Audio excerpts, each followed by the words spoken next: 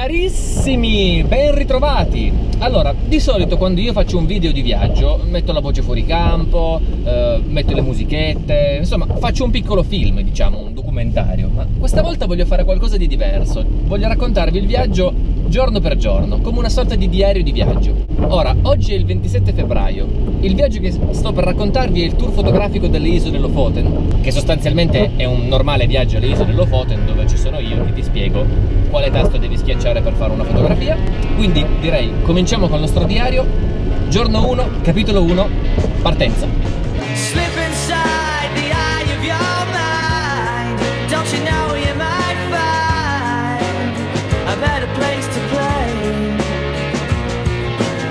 Capitolo 1, c'è del marcio in Danimarca. Allora, sono in macchina in questo momento che sto andando a recuperare alcuni membri del nostro gruppo. Saremo un gruppo di 12 persone che arrivano un po' da tutta Italia. In questo momento sto andando a prendere Elena, dopodiché andremo a prendere Jessica e andremo all'aeroporto di Malpensa dove ci ricongiungeremo con tutto il resto del gruppo. 30 minuti dopo. Sentitevi liberi di presentarvi. No, non farci questo, ti prego. Adesso devono farle timide. Più avanti. Di lì dove dormiamo stasera? Stasera dormiamo in aeroporto, forse. Non dormiamo, Jessica l'ha detta meglio, secondo me. Il resto della ciurma dovrebbe essere qua. Adesso fanno le timide, ma poi dopo si sciolgono. E normalmente c'è questa cosa che quando tiri fuori una telecamera all'improvviso la gente si sente nuda. Via, mi sto cambiando! 20 Copenaghen è il nostro, cioè manca Mario. E finalmente arriva anche Mario col suo bicipite pronto al viaggio. Lui l'aereo lo solleva e lo porta di peso alle isole Lofoten. Problema, diciamo, che dobbiamo arrivarci a queste benedette isole. Noi adesso stiamo andando a Copenaghen e dormiremo lì questa notte, perché poi domani mattina prenderemo un volo per Oslo, poi un volo per Bodo e poi, se Dio vuole, un volo per Svolvær, che ci tocca svernare a Copenaghen. 3 ore dopo a Copenaghen. Ok, ora tappa a Copenaghen, abbiamo lasciato le valigie in un albergo per meretrici e fondamentalmente stiamo mangiando una schifezza perché se no moriamo di fame e poi andiamo a farci un giro in centro. Oh, la mia schifezza, grazie. Thank you. Che tempismo perfetto, ragazzi. Senti come pompa, senti come sale. È lì che te la carica, la schitarra e ci siamo. So Sally can wait. She knows it's too late when she's walking on by. Siamo abbarbonati qui nella hall di questo albergo. Sono le 3:30 del mattino, la sveglia è alle 5:30. Ragazzi, poi c'è gente che deve dormire, non urlate laggiù voi ubriachi danesi maledetti. 2 minuti dopo. Praticamente sono due irlandesi totalmente sbronzi marci che sono venuti a fare amicizia. I walked down by the young man, sure going as I be. From a distance I did hear the drum. And he kept on. 20 minuti dopo. Meet me at the palace and 30 minuti dopo. walking over the deep old ships. Ieri. Non dormiamo, Jessica l'ha detta meglio, secondo me. Ora. Adesso Michele sta parlando di mafia con... Non dormiremo mai, questi canteranno più delle 6 del mattino. Il treno per l'aeroporto di Copenaghen è alle 6:29, sono le 6:28. 6:29. Ed eccolo là. Qualche ora dopo a Oslo. Quando si fa scalo in Norvegia ti obbligano, non si sa bene perché, a ritirare il bagaglio e a rifare il check-in. E la cosa ci sta anche, ma abbiamo un'ora di scalo, non ce la facciamo mica. Cioè, ma come minimo quando arriviamo alle Lofoten voglio la banda che ci accoglie con... manco come dovessimo andare in Bangladesh. Cioè. Poco dopo a Bodo, che si legge Buda. Se Dio vuole ce l'abbiamo quasi fatta. c'è solo un ultimo volo da fare, che per mettere la ciliegina sulla torta è su un aereo a elica, perché l'aeroporto di Svolvær è molto piccolo e solamente gli aerei piccoli sono autorizzati ad atterrarci, tant'è che l'unica compagnia che vola su quell'aeroporto è la Widerøe, che ha quegli aeroplani là con le eliche giganti, piccolissimi, piccoli.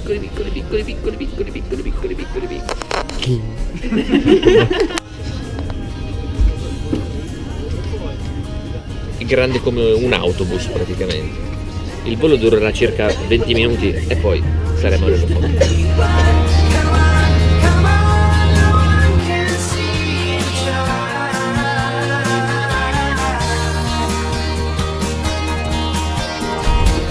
Sembra incredibile, ma ce l'abbiamo fatta. Ce l'abbiamo fatta e siamo qua. Can you believe it? Bellissimo! Svolvær. Cosa bella è che per ritirare i bagagli non c'è la banale ruota, il nastro. Che meraviglia! E prendiamo dal carrello come si faceva una volta. E alla fine siamo arrivati. Fine capitolo 1. Capitolo 2. È uno sporco lavoro.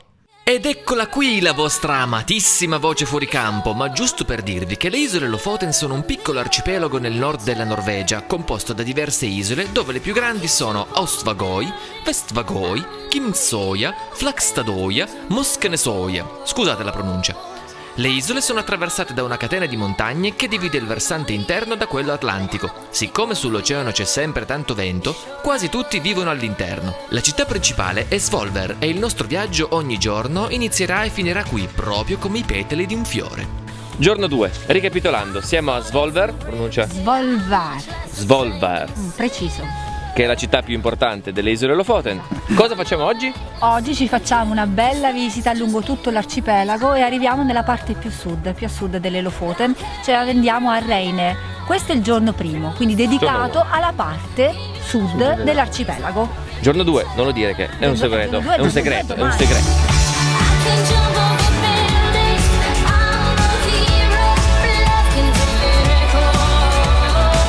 Ok, abbiamo fatto la spesa, abbiamo preso un po' di affettati, del salmone affumicato, del pane, della frutta per fare il pranzo.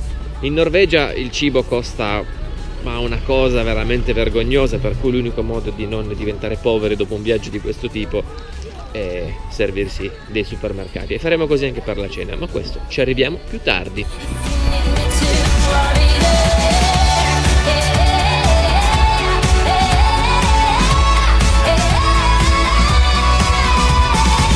Arrivati a Reine è arrivata una tempesta, abbiamo beccato neve, abbiamo beccato pioggia, abbiamo beccato sole. Le Lofoten sono così, è un posto dove fondamentalmente puoi beccare 4 stagioni in un giorno. E adesso stiamo andando al villaggio di O, che si pronuncia così perché ha solamente una lettera che è il suo nome, l'hanno chiamato così. Ed è l'ultima lettera dell'alfabeto norvegese, per cui loro anziché dire dalla A alla Z dicono dalla A alla O. Può sembrare strano, ma è così.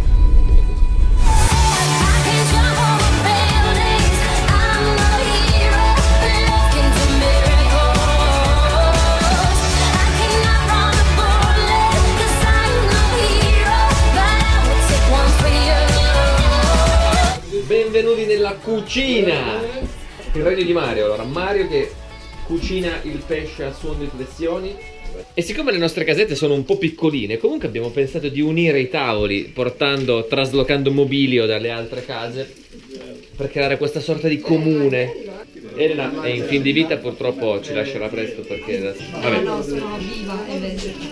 Giorgio, non appena saputo che Jessica effettivamente è maggiorenne, ha subito deciso di provarci spudoratamente, non curante del fatto che la sua compagna sta preparandogli il cibo. Consorte proprio, cioè, quindi la tua posizione non migliora con questa precisazione, te ne rendi conto? C'è questa concreta possibilità che tu sia l'uomo più affascinante di Catania? Sembrerebbe, dicono così le donne del posto. Allora, Giorgio, sta prima giornata di Lofoten, come me la sintetizzi? Ma a me sembra un paradiso terrestre. Cioè, per i miei gusti sono temperature troppo rigide per viverci. Tranne che tu hai... Ma non fa freddo? No. Jessica, fa freddo? No, siamo sbracciati. Infatti, siamo sbrozzati. Te lo dico io che siamo sbrozzati. Sorbole. Ok, allora, prima giornata all'Elofoten è finita. Abbiamo fatto le cose che sono obbligatorie quando vai all'Elofoten, perché se tu cerchi Lofoten su Google ti vengono le foto di 3 posti che sono sempre quelli in tutte le stagioni, e noi oggi siamo andati a vedere precisamente quei posti che sono sulla costa sud verso l'Atlantico, quindi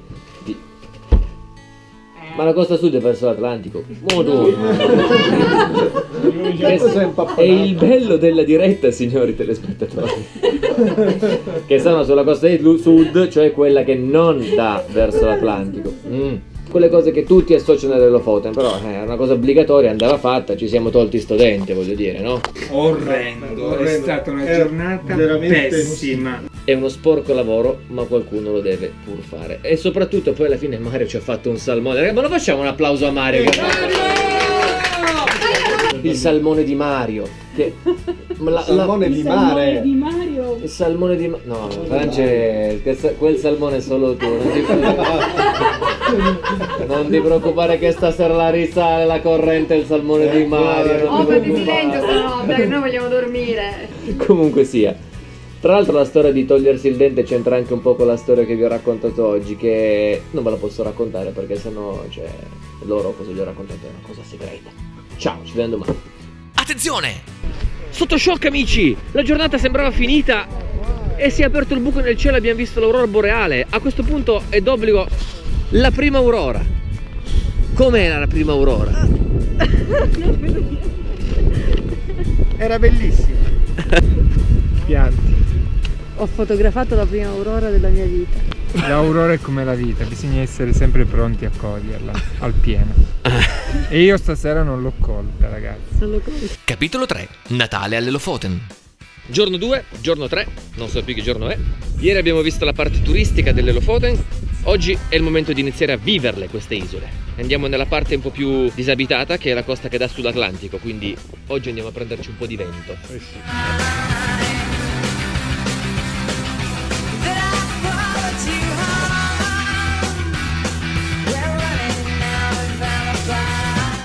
Siccome siamo dall'altra parte delle montagne, quindi non c'è la protezione, ogni tanto arrivano delle folate di vento che sono micidiali. Andrea ha imparato il passo del pinguino molto in fretta. Fai il passo del pinguino. Siamo stati adesso sugli scogli, visto che c'è la bassa marea ce lo consente, per fare approfondimenti fotografici sulla composizione delle fotografie, quindi la regola dei terzi, la sezione aurea, le linee guida dei paesaggi, tutte quelle cose noiose che un buon fotografo deve sapere per fare delle immagini emozionanti. 2 ore dopo. Seconda tappa di oggi, la spiaggia di Utah-Clay, che è meravigliosa. Questo è il posto ideale per me per spiegare un po' ai ragazzi come fare le foto con i filtri a densità neutra e catturare il movimento delle onde. È Jessica che ci sta provando. Lo scopo è ottenere una foto così.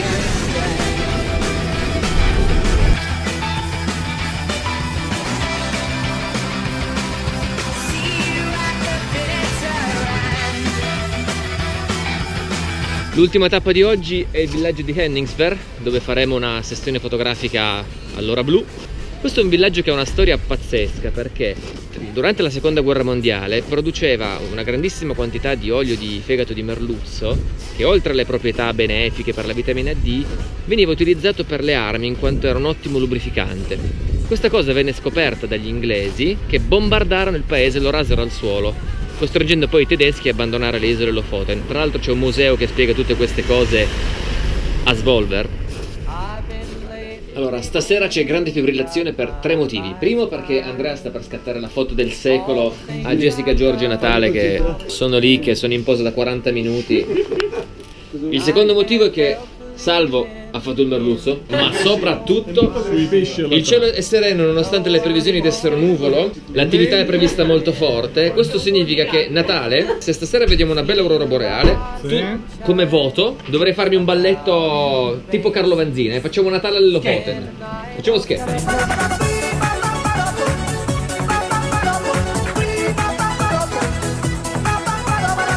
Si aspetta in fibrillazione, si mangia di corsa. Si è pronti a essere vestiti pesanti perché stasera fa un pochettino più freddo, infatti il cielo è sereno.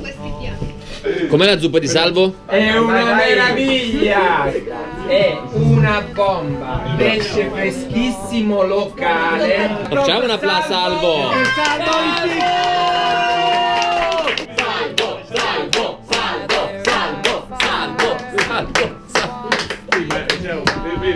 Non è eccezionale. Facciamo un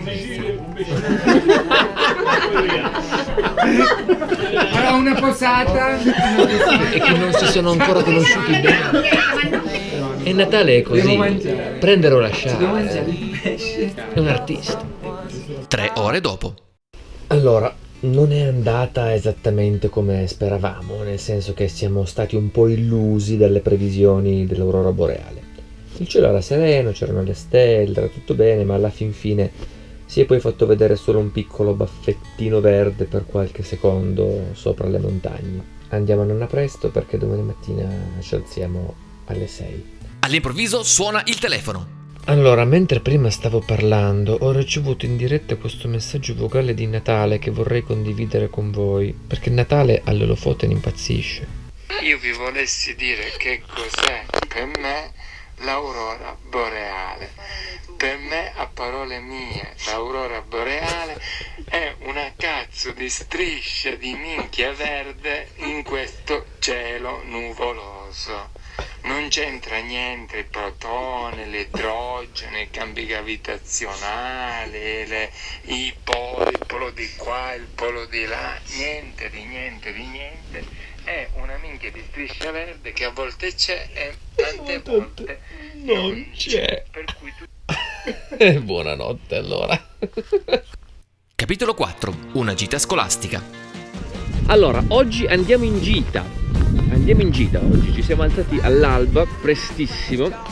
Abbiamo tutti degli occhi che sembriamo strafatti di qualche bruttissima sostanza nordica. La nostra destinazione è Andenes, una città sulla punta nord delle isole Vesterålen, a circa 3 ore di strada da qui.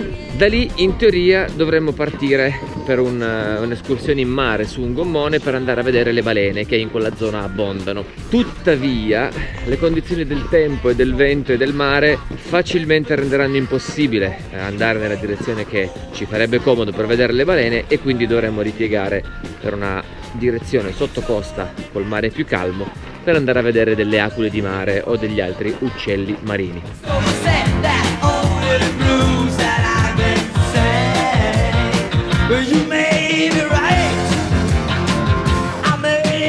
Qualche calabrese tra di voi? Lo dico senza.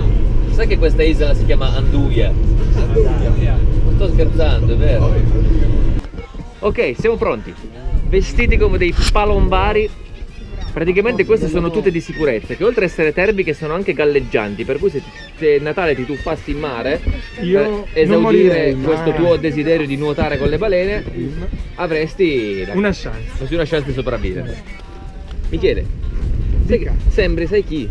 Un minion. Perché hai gli occhiali? Deve essere tutta gialla però. Sei un minion. Cosa fanno? Che non so, però fare... Allora, siccome un gruppo di infami mi hanno lasciato in cima a prendermi tutto il vento, sono uno scudo umano. Grazie. Capitano è l'ultimo che abbandona. Il capitano è l'ultimo che abbandona la nave. Intanto il capitano sta in fondo, cioè. La costa ovest di Andøya, dell'isola di Andenes, che è qualcosa di meraviglioso, è pazzesco quello che si vede da qua. Non male? Ok, adesso siamo mare aperto, ci siamo allontanati dalla costa per cercare le balene. 25 minuti dopo. Ok, le abbiamo trovate. Sembra che siano 3. Di sicuro 2. Sono lì davanti a noi.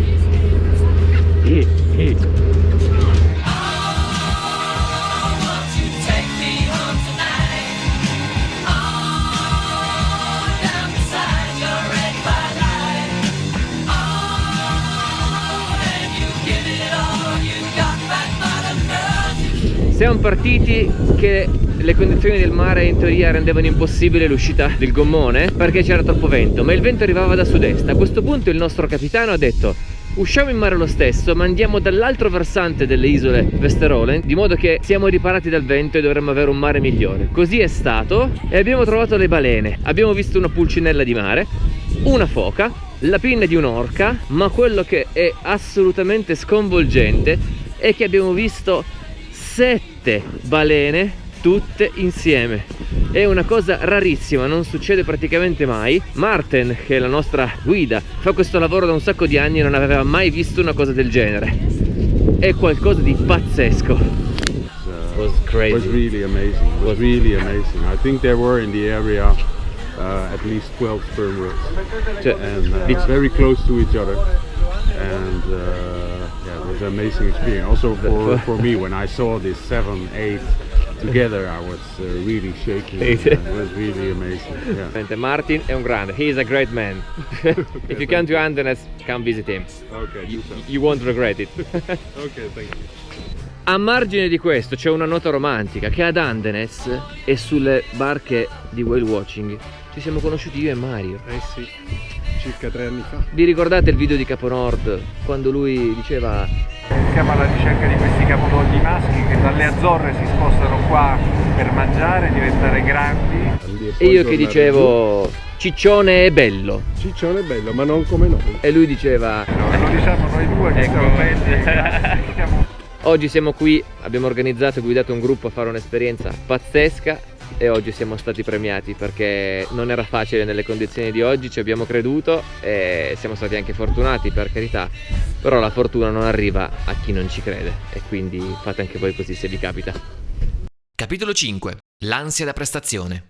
La cosa interessante delle Lofoten è che qualora il meteo ti mettesse depressione o cose del genere, la natura ti offre ampie possibilità di suicidio, come puoi vedere. Basta semplicemente prendere uno di questi, puntarlo dritto al cuore e un martello ti sistema tutto, come con i vampiri.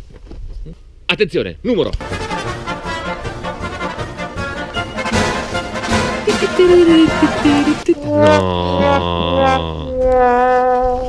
No.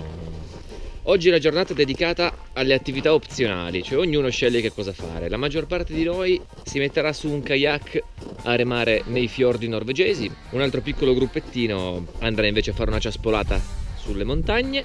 Amici, grande delusione. Causa condizioni del mare avverse, le nostre canoe non potranno uscire, quindi siamo bloccati a Svolvær. Fase numero 1, abbiamo comprato dei rampini per camminare più agevolmente sul ghiaccio, che siccome in questi giorni fa un po' caldo, un po' freddo, un po' si scioglie, non è bello, è un po' pericoloso. Così adesso ci facciamo un giro per Svolvær, cerchiamo un paio di punti panoramici e facciamo un po' di photo session.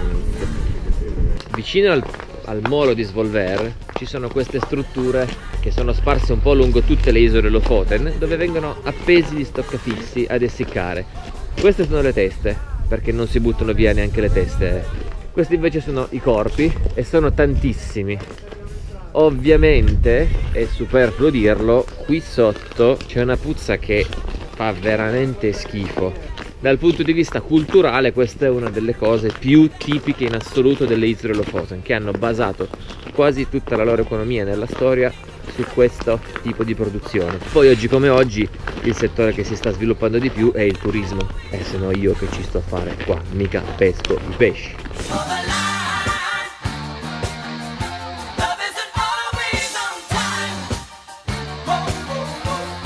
Report serale. La giornata fondamentalmente è passata in maniera abbastanza rilassata, siamo stati in casa a fare una lezione di post-produzione di fotografia, Photoshop. Stasera le previsioni davano sereno e al momento no, non ci siamo, è ancora nuvolo, qualche stella ogni tanto spunta, ma le previsioni dicono che tra un'ora e mezza dovrebbe cambiare un pochettino tutto. È tosta perché ci teniamo tutti, siamo molto tesi in questo senso, poi per carità, la cosa bella di cercare un fenomeno naturale è che viene quando decide lei, non quando decidi tu. Però giustamente magari molti di loro sono qui una volta sola e insomma, incrociamo le dita. 3 ore e una tempesta dopo. E rieccoci qui nell'ormai consueto appuntamento serale dell'alcova di Tiozzo e del suo letto delle riflessioni finali. È stata una giornata complessivamente sfortunata, non abbiamo potuto fare nulla di quello che avevamo in mente, niente kayak, niente uscita nel pomeriggio, neve, niente aurora. Ma l'Artico è anche questo, bisogna sapere apprezzare quando la natura ti dice stop. E sempre citando Natale, anche questa sera l'aurora non c'è. Ci proviamo ancora una volta domani. Ultimo capitolo, un sogno diverso. Siamo alla fine del viaggio, questo è l'ultimo giorno alle isole Lofoten. Siamo nel porto di Svolvær e da qui partiremo con un gommone per andare a vedere il fiordo più caratteristico di queste isole, che è il Trollfjord. Il tempo non ci aiuta, nevica, siamo pronti, ma siamo mischiati ad un altro gruppo di persone, per cui dobbiamo distinguerci, visto che siamo tutti uguali. La parola d'ordine qual è? Giovannuzzo. No. Secondo me a volte c'è e a volte non c'è. Ma con la maschera sei meno minion. Ah, eccolo. Allora, adesso avremo 40 minuti di navigazione verso il Trollfjord, di cui i primi 10 sembra su mare mosso, per cui balleremo un po' la rumba. Però chi se ne frega.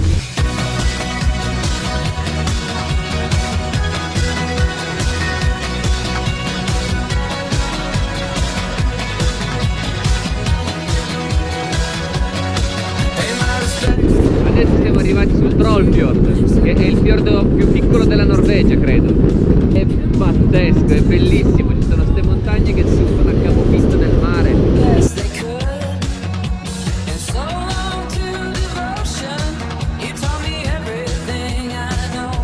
Andare col gommone nelle acque lisce, piatte del fiordo, con tutte le montagne innevate che si buttano a picco nel mare, è speciale. E poi c'era questa cosa che ogni tanto ci si fermava a vedere le aquile marine.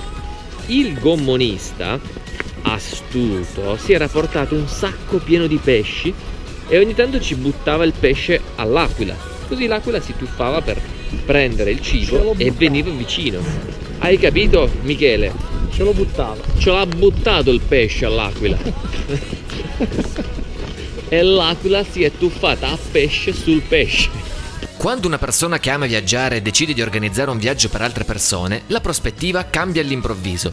Ti trovi a viaggiare spesso in posti meravigliosi e la gente magari ti invidia anche per questo, ma di colpo ti accorgi che la bellezza di questi posti ti interessa fino a un certo punto. Di colpo ti accorgi che lo spettacolo che ti godi di più è la luce che brilla negli occhi delle persone che viaggiano con te di fronte a tutta quella meraviglia. Le 12 stupende persone che questa volta hanno viaggiato con me non si conoscevano prima di partire e io non conoscevo loro. Avevano tutti in comune il sogno di vedere e fotografare l'aurora boreale e anche se solo per un breve momento, questo sogno in effetti si è realizzato. A quella cosa che finisce per no! All'aurora, no? Ma di certo non si ricorderanno questo viaggio per le luci del nord, perché quello che forse nessuno di noi si aspettava era di trovarsi a vivere un sogno diverso da quello che immaginavamo, fatto di nuovi amici, risate, paesaggi, balene, aquile e solo in fondo qualche luce verde nel cielo notturno. Ed è forse per questo che dopo altri 5 voli per tornare a casa, in aeroporto scendeva qualche lacrima di troppo. Niente drammi, se no poi piango io, piange lui, gli si appannano gli occhiali, c'è un casino, cioè non vorrei avere Michele sulla coscienza.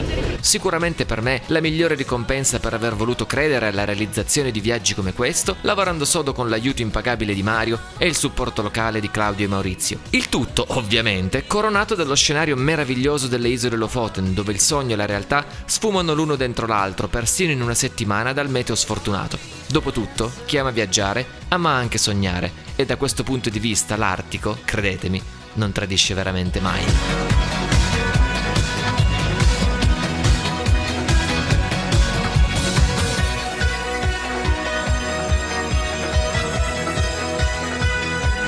Are we human or are we dancer? Are we human or are we dancer?